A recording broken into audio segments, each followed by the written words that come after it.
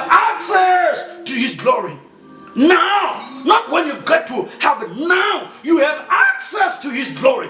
And the things that qualifies me and you to have access to his glory is that we are new creatures in Christ Jesus. Listen to this.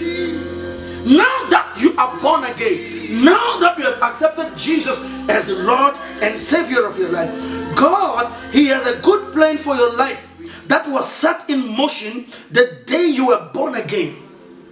Let me read it again. He has a good plan for your life that was set in motion the day you were born again. Glory be to the name of the living God. So live with this consciousness that God has a good plan for your life. God has a good plan for your life. God has a good plan for your life. So you wake up every day with this consciousness. God has a good plan for your life.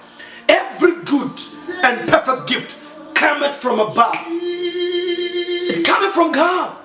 So simple, because you're born again. God has this is so truth. This is truth. This is reality. God has a good plan for your life. So if maybe your life was going in the wrong direction before you were born again, you did not even know the direction of your life, you did not know where you will end up, but I am here to say to you this day, now that you're born again, your heavenly Father, he has a good plan for your life. Pastor Ben, what do you mean? People are dying all over in this season.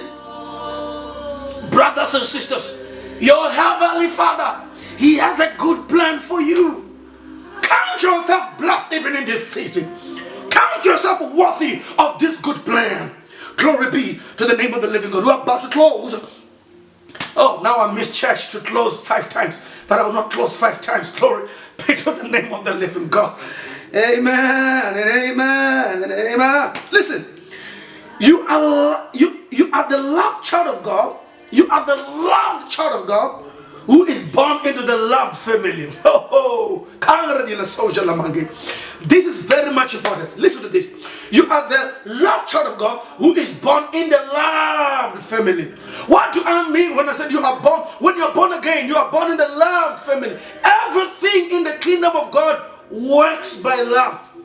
That's the reason why when you press it back to the sender, it doesn't work. The reason why it doesn't work is simply because the kingdom of God where you are right now, it operates by love.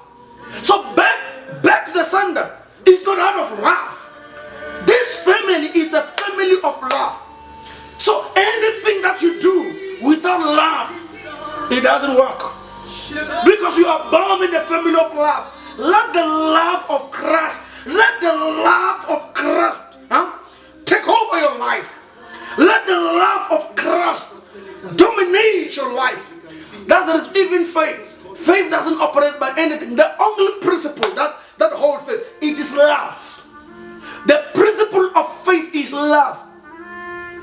Whatever you ask from God in prayer, the only thing that determines whether you receive it or not is what principle are you operating under.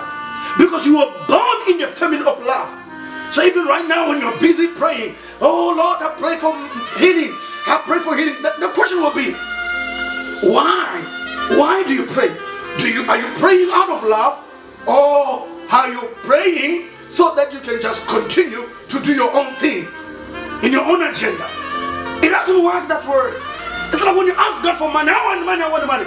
Do you want God to bless you with money? Is it out of love or out of your own agenda? Listen, this is a mystery even behind the healing ministry. You ask yourself, how come we were able to do all the things that we've been doing from a very early age until now? Simple. One principle. We know that we are born in the family of love, and we allow love. So the moment when hatred tries to arise in us, we deal with it. We deal with, because we know the great danger that it can cause or that it can do to our faith. So we do not permit such. We do not permit such. We are born in the family of love. All right, let me give you this, and then we'll pray. Let me give you this. This life that you have received, the nature of God that I'm talking about, this life that you have received, it is the same life that made it possible for Jesus to get out of the grave. So this life, the grave could not contain Jesus, simply because of this life that I'm talking about. And guess what? This life, the Bible says it is in us. Don't ask for The Bible says this life, the nature of God, is at work in our life. You have it now. You have it now. You have it now. What does it mean? This life I am talking about that you have received simply because you are born again, it is what we call the resurrection life. If there is something in your life that is dead, brothers and sisters, I am here to say to you, you have received the resurrection life. Which simply means the moment when you show up, life has shown up. No wonder the Bible says the whole creation, it waits for the manifestation of the sons of God. The Bible did not say the whole creation waiting eagerly for God. No. But it says the whole creation wait for the manifestation of the sons of God.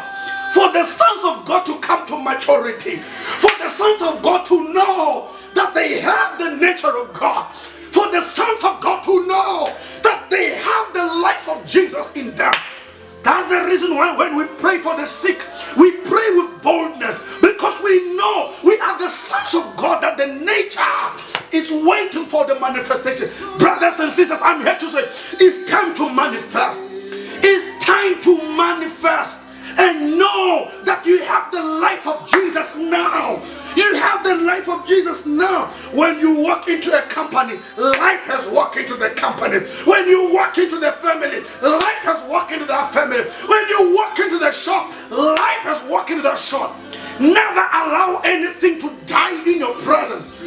Nothing dies. Nothing dies in the presence of Jesus. It was never possible for anything to die. That's the reason why he shows up. He shows up in the family of Lazarus when Lazarus was dead. And then he asked, where did you bury him? And they show him. The only reason why Jesus cried, he was crying simply because of their unbelief. Jesus cried simply because of their unbelief. Simply because they do not know what they have. And the Bible said, he said, remove the stone. After when they removed the stone, when Jesus prayed, he was not even praying to call forth Lazarus. He was praying for people who were standing around him. And listen, without doubt, Jesus said to them,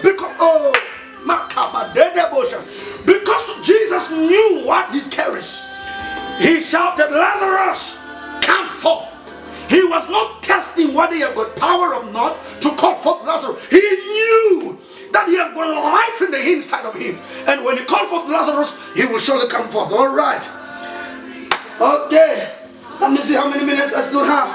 I just got carried away. My God, I'm out of time. I'm out of time.